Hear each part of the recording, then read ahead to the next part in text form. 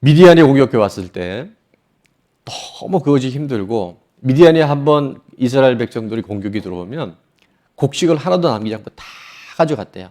그래서 그때 밀 타작을 해야 되는데 빼앗길까 봐 큰 포도주 습들에 들어가서 밤중에 그것도 타작하고 있었던 기드온에게 여호와의 천사가 나타나서 뭐라고 말씀하냐면 큰 용서요 이렇게 얘기한 거예요. 여러분 큰 용서가 되려면 뭔가 용기가 있고 담력이 있어야 되는데 지금 기드온은 너무 무서워서 포도주 큰 틀 안에 들어가서 숨어서 지금 밀타작을 하고 있었어요. 근데 그 이유가 뭐냐면 사사기 6장 12절에 보면 이제 왜 큰 용사로 왔는지 정답을 공개합니다. 여호와의 사자가 기드온에게 나타나 이르되 뭐라고 얘기합니까? 큰 용사요. 근데 그 다음이 비결이에요. 정답이에요. 여호와께서 너와 함께 계시도다. 아멘. 우리는 겁쟁이에요. 우리는 상황에 영향을 받을 수밖에 없어요. 흔들릴 수밖에 없는 그런 아주 약한 존재들이에요. 그러나 누가? 여호와 하나님께서 우리와 함께 하시기 때문에 하나님이 함께 하시는 사람은 강한 용서가 되는 줄로 믿습니다. 내가 용서가 되려고 노력하는 게 아니라 하나님이 함께 하실 때 우리는 하나님을 통해서 큰 용서로 쓰임받게 될 줄로 믿습니다. 하나님이 함께 하심이 믿어질 때 두려움이 사라져요. 하나님이 함께 하시는 것이 우리의 능력이에요. 저와 여러분들 안에 굉장히 많은 속임과 미혹들이 우리 가운데 있을 수 있습니다. 특별히 오늘 본문에 데살로니가 교회 성도들을 향해서 굉장히 많은 미혹이 있었던 것을 사도 바울이 알고 오늘 그들에게 권면하는 대목이 오늘 본문의 말씀이에요. 그래서 미혹되지 않는 신앙, 미혹되지 않는 인생이 무엇인가를 우리가 두 가지로 살펴볼 텐데 첫 번째는 미혹되지 않는 신앙은 바로 미혹이 있음을 알아야 돼요. 여러분 이게 아는 것이 너무 중요해요. 내 인생에 미혹이 있을 수 있다는 걸 인지할 때 실체가 드러나고 우리는 극복하게 될 줄로 믿습니다. 3절 상반절에 보니까 누가 어떻게 하여도 너희가 뭐가 되지 마라? 미혹되지 말라 말씀해요. 교회를 오래 다녀도요. 내가 미혹당하고 있는지 잘 모르고 나는 안전해. 나는 괜찮아. 이만하면 나는 잘 믿어라고 착각할 수 있는 시대가 바로 지금의 시대예요. 왜 하나님이 성경에 염려하지 말라고 하셨을까요? 예, 이제 여러분은 자동으로 나오네요. 염려할 일이 있기 때문에 염려하지 말라는 거예요. 근데 우리는 염려하면 안 돼. 염려하지 말라 그랬기 때문에 절대 염려가 있으면 안 돼. 여기에 굉장히 딜레마가 있을 수 있다는 거예요. 두려워하지 말라는 말씀을 왜 주셨을까요? 두려워할 일이 있을 수 있다는 거예요. 아멘. 여러분 이걸 인정하는 게 너무 중요해요. 우리 인생에는 염려할 일이 있고 걱정할 일이 있을 수 있고 두려워할 일이 있을 수 있다는 것을 내 삶에 인정하기 시작할 때 염려, 두려움을 극복할 수 있는 힘이 생겨나는 줄로 믿습니다. 근데 우리는 꼭 거꾸로 가는 거예요. 절대 내가 염려하면 안 되지. 두려워하지 말라는 데가 왜 두려워해? 아니요. 그게 아니라 두려워할 일이 있고 염려할 일이 있다는 걸 아는 것. 미혹될 일이 있다는 것을 우리가 인정하기 시작할 때 새로운 하나님의 길이 열려주고 하나님의 회복의 역사들이 있게 될 줄 믿습니다. 지난주에 제가 휴가를 다녀왔는데요. 아는 목사님이 이제 여수에 계셔서 여수를 다녀왔어요. 그래서 여수에 계신 목사님하고 대화할 시간이 있어서 교제를 하는데 저희가 이제 몰랐던 사실들이 육지에 사는 우리들이 모르는 바닷가의 비밀이 몇 가지 있는데 첫 번째는 뭐냐면 태풍은요. 우리 생각에 여러분 태풍이 좋은 걸까요? 나쁜 걸까요? 우리가 생각하기에 분명히 별로 좋지 않잖아요. 근데 목사님 얘기를 들어보니까 이번 태풍은 태풍의 종류가 있는데 좋은 태풍이 있고 나쁜 태풍이 있대요. 좋은 태풍은 뭐냐면 힘 있고 빠르게 확 지나가야 된대요. 태풍이 힘 있고 빠르면 피해가 많을 텐데 나쁜 태풍은 천천히 힘없이 가는 태풍이 나쁜 태풍이래요. 그래서 이게 뭔가 들어봤더니 여러분 우리 생각에 태풍 자체가 좋은 건 아니에요. 근데 바닷가에 조업을 하는 분들, 어부들 입장에서는 태풍이 주는 유익 두 가지가 있는데 첫 번째는 뭐냐면 태풍은 무슨 작용을 하냐면요. 정화 작용을 한대요. 바닷물이 이렇게 많이 오염돼 있을 때 해일이 일고 태풍이 확 지나고 나면 바다 전체가 뭐가 된다고요? 깨끗하게 정화가 된대요. 그러니까 태풍이 되게 유익한 거더라고요. 그런 면에서는. 또 하나 태풍이 주는 유익인데 그게 뭐냐면 이게 이제 전라도 분들의 원어를 제가 좀 생각할 텐데 디비져야 된대요. 바다 가면 디비져야 뭐냐면 깊은 곳에 있는 물고기들이요 위로 올라와서 고기를 많이 잡을 수 있대요. 혹시 알고 계셨어요? 아시는 분들이 있고 또 모르는 분들이 있는데 태풍으로 바다가 디비져야 고기가 많이 잡히는데 이번 6호 태풍은 그래서 나쁜 태풍이라는 거예요. 그러면서 제일 마지막이 악권이었는데 이렇게 얘기하시더라고요. 태풍이 하나 와야 된대. 우리하고는 전혀 다른 해석인데 자, 제가 이 얘기를 왜냐하면 여러분 미혹은 사실 좋은 일은 아니에요. 결코 그 일들이 반가울 일은 아닙니다. 그러나 그 미혹을 내가 어떻게 이해하느냐, 그 미혹을 내가 어떻게 해석하느냐는요, 그것이 꼭 나쁜 것만이 아닐 수 있는 거예요. 우리 인생의 크고 작은 미혹들을 통해서 아하, 미혹이 있는 거 보니까 내가 하나님께서 영적으로 나를 무장시키시고 하나님이 영적으로 나에게 근력을 키워주셔서 믿음의 사람으로 단련시키는가를 깨닫고 우리가 반응하기 시작할 때 미혹이 주는 큰 유익이 있게 될 줄로 믿습니다. 요한일서 1장 7절에 보니까 사도 요한이 당시에 있었던 미혹된 사건, 이단 사상들이 굉장히 많이 치고 갔거든요. 이렇게 말씀합니다.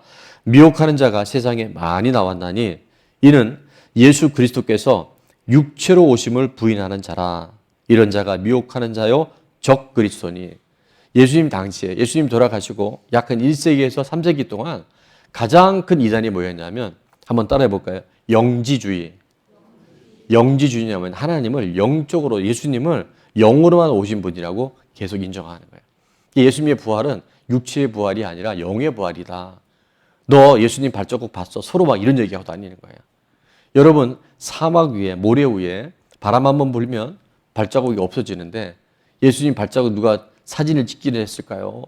그러니까 뭐냐면 육체로 오신 예수를 자꾸 부인하는 거예요. 지금도 통일교라든가 이단 중에 보면 예수님 당시에만 영지주의가 있는 게 아니라 육체로 오신 예수님을 부인하다 보니까 내가 그리스도다. 내가 하나님의 아들이다. 이렇게 가짜 그리스도들이 너무나 많이 나오는 거예요.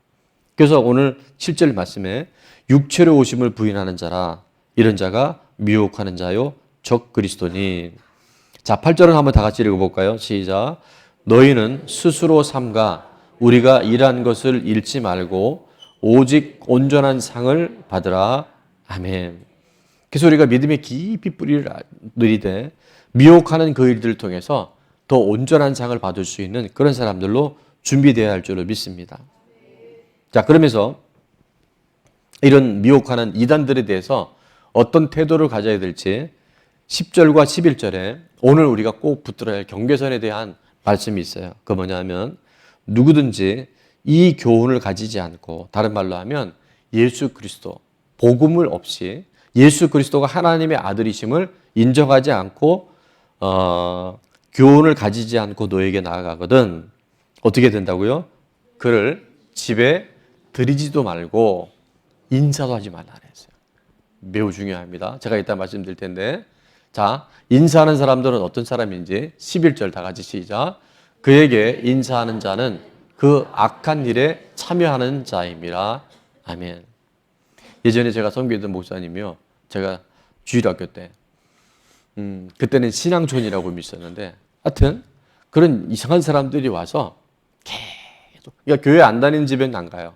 꼭 이단들은 교회 교표 붙어 있는 집에만 가는데 하도 귀찮게 하니까 제가 이제 저희 바로 옆집에 사셨는데 이단이 앞에서 계속 문을 두드리고 하니까 처음에는 가라고 나는 내가 목사라고 하는데도 그렇게 끈질기게 오니까 그 목사님이 어떻게 하셨냐면 이렇게 하셨어요.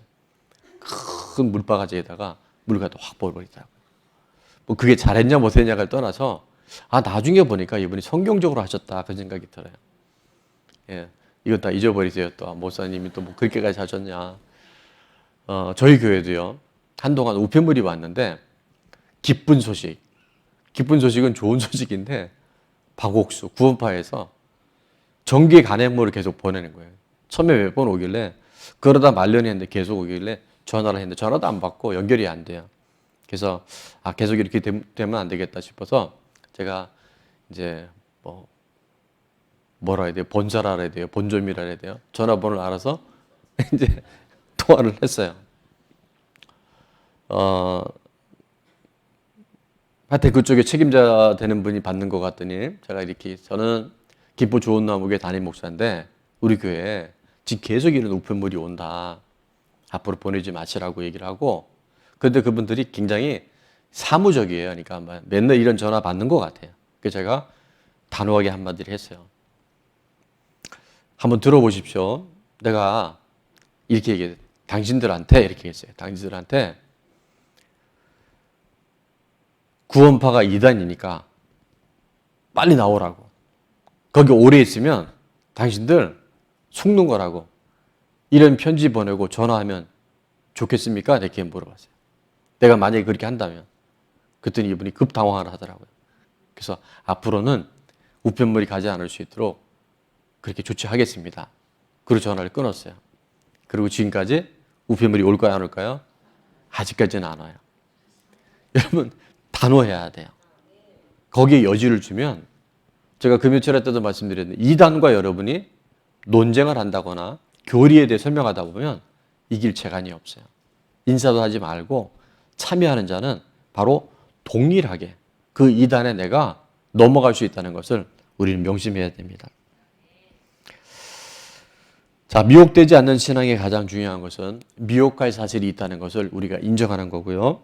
자, 두 번째, 미혹되지 않는 신앙, 말씀과 기도로 깨어 있어야 합니다. 말씀과 기도에 깨어 있지 않으면 여러분이 나도 모르게요. 복음이 아닌 것들에 실제 우리 주변에 어떻게 저렇게 빠졌을까, 어떻게 저렇게 이단에 들어갔을까 싶은데 생각보다 되게 많아요. 저는 우리 좋은 나무교회 그런 분이 한 분도 없어야 된다고 생각하는데 건강한 교회, 건강한 성도가 돼야 되는데 어느 순간 내가 문제가 생기고 내가 해결할 수 없는 상황들이 왔었을 때 진리 안에 서 있지 않은 사람들은요, 이게 흔들릴 수 있다는 거예요. 그래서 날마다 말씀과 기도로 깨어있는 우리가 되어야 할 줄로 믿습니다. 자, 오늘 3절 말씀해 보니까 누가 어떻게 하여도 너희가 미혹되지 말라. 먼저 배교하는 일이 있고 저 불법의 사람 곧 멸망의 아들이 나타나기 전에는 적그리스도를 말합니다.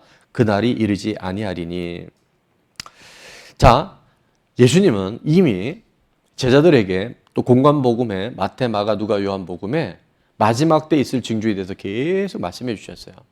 그래서 오늘 제자들이 이 마지막 때가 너무 궁금한 거예요. 그래서 예수님, 마지막 때 징조가 어떤 징조가 있겠습니까? 이렇게 질문했을 때 마태복음 24장 4절부터 예수님이 이렇게 말씀하셨어요.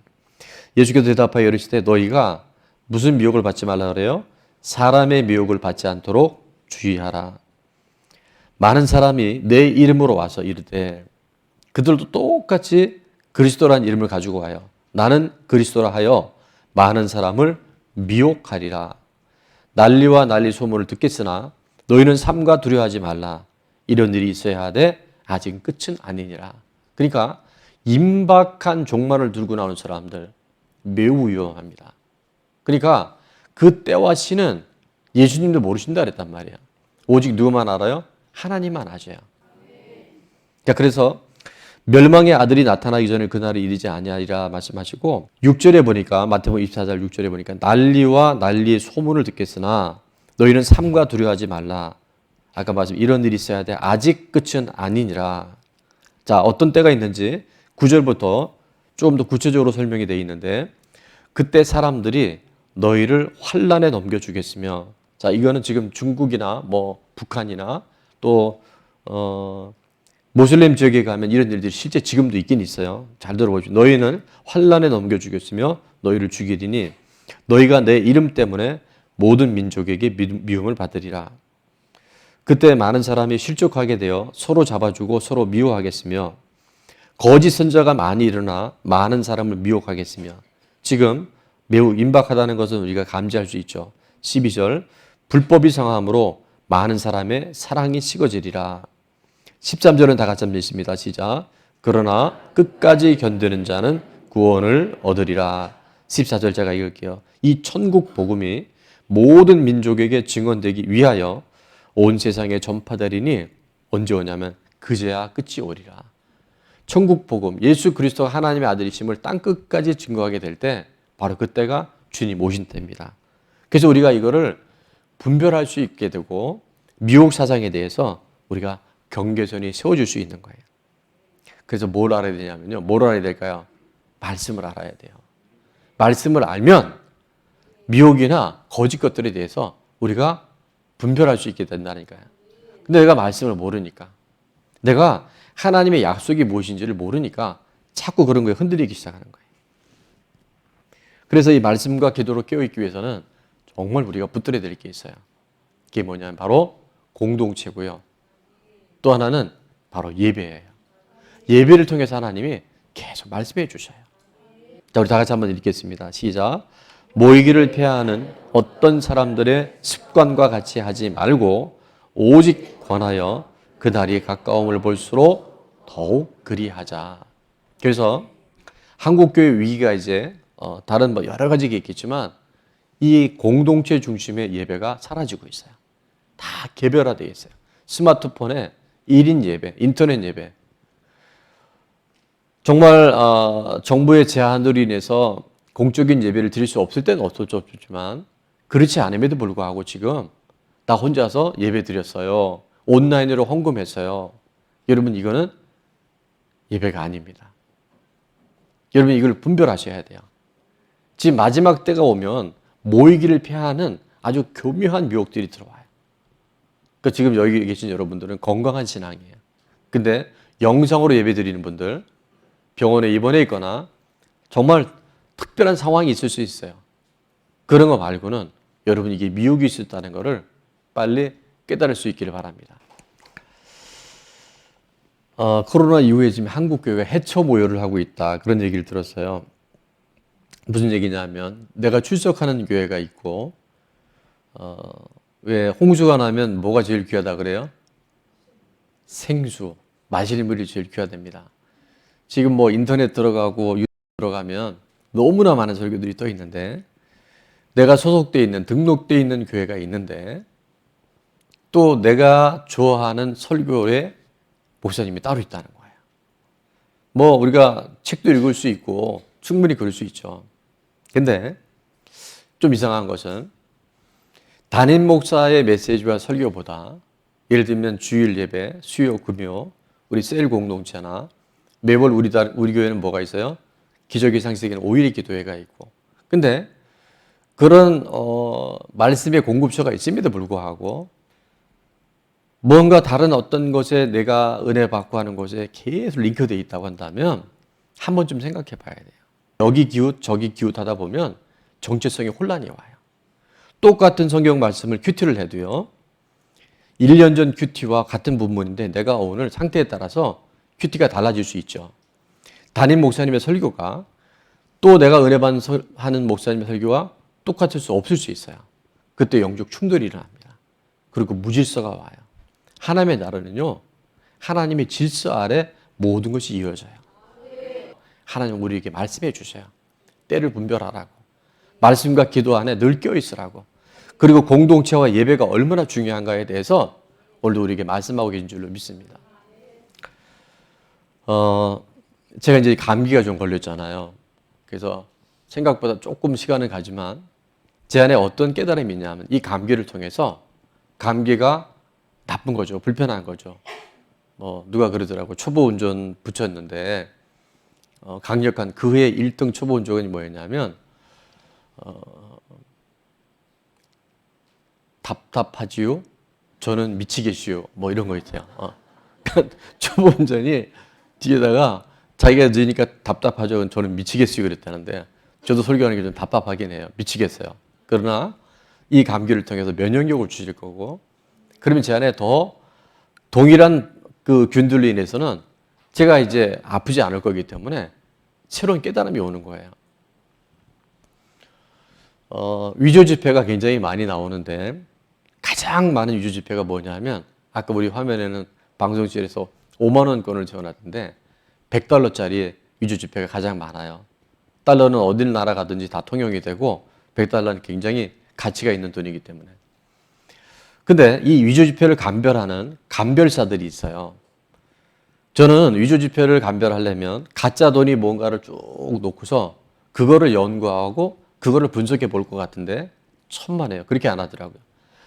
위조지폐는 어떻게 분별하냐면 진짜 $100짜리 한 장을 주고 약 한 달 동안을요. 그 돈을 주고서 눈을 감고도 만져보고 $100짜리 종이 냄새도 맡아보고 무게, 양쪽 각의 어떤 그 거칠거칠한 이런 부분들, 그 다음에 현미경으로 그 $100짜리 지폐를 확대해보고 멀리서 보고 인체 상태도 보면서 한 달 동안을, 한 달 동안을요 계속 그것만 한대요. 냄새도 맡아보고. 근데 놀라운 사실은 그렇게 한 달 동안 이 진짜 지폐에 대해서 깊이 경험하게 되면 한 달 정도 딱 지나고 나면 어떤 일이냐. 위조 지폐가 이렇게 수백 장이 갈 때 이렇게 만져보면요. 쥐가 갈아낸대요. 인쇄 상태를 딱 보면요. 아, 이거 가짜라는 게 금방 드러난대요. 우리가 본질에 집중하면 말씀과 기도에 껴있고 공동체 예배 안에 들어와 있으면 어떤 일이 있냐면요. 우리 안에 있는 온갖 미혹과 거짓들이 드러나기 시작해요. 저희 교회 건축한 이후에 제가 볼 때는 이단들이 많이 다녀갈 수 있었을 거예요. 여기는 혹시 없으시죠? 그때는 한 주에도 막 20명, 30명, 40명 등록하고 그랬기 때문에. 자, 가짜는요. 가짜를 자꾸 우리가 쫓아다닐 게 아니라 진짜가 무엇인지를 경험한 사람들은 우리 안에 경계선이 세워지고 분별력이 생겨져요.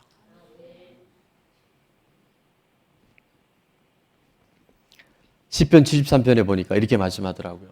굉장히 많이 어려움을 겪었던 다윗이 그 어려움 가운데 하나님께 가까이함이 내게 복이라. 내가 주 여호와를 나의 피난처로 삼아 주의 모든 행적을 전파하리다. 크고 작은 많은 시련들이 오히려 하나님을 가까이 할 때 복의 사람, 하나님 살아계심을 전할 수 있는 간증의 사람으로 그를 변화시킨 줄 믿습니다. 호세아서 6장 3절은 이렇게 말씀하세요. 우리 다 같이 한번 읽어볼까요? 시작. 그러므로 우리가 여호와를 알자, 힘써 여호와를 알자. 그의 나타나심은 새벽빛같이 어김없나니 비와 같이 땀을 적시는 늦은 비와 같이 우리에게 임하시리라 하니라. 아멘.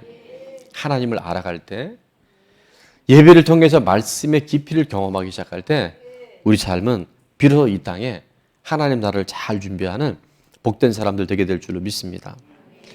자, 미혹되지 않는 신앙 두 가지를 말씀드려요. 첫 번째는 뭐냐면 미혹이 있음을 알아야 돼요. 두 번째는 말씀과 기도로 늘 깨어 있어야 됩니다. 자, 적용 질문입니다. 첫 번째, 미혹하는 자, 이단들이죠. 과거에 여러분이 이런 경험이 있는 분들이 있을 텐데 미혹하는 자들에 대한 나의 태도는 어땠으며 앞으로는 어떻게 하겠습니까? 단호해야 돼요. 인사도 하지 말라고 말씀합니다. 자, 두 번째, 말씀과 기도에 깨어있기 위해 내가 더욱 집중해야 할 것은 무엇입니까? 예배가 매우 중요해요.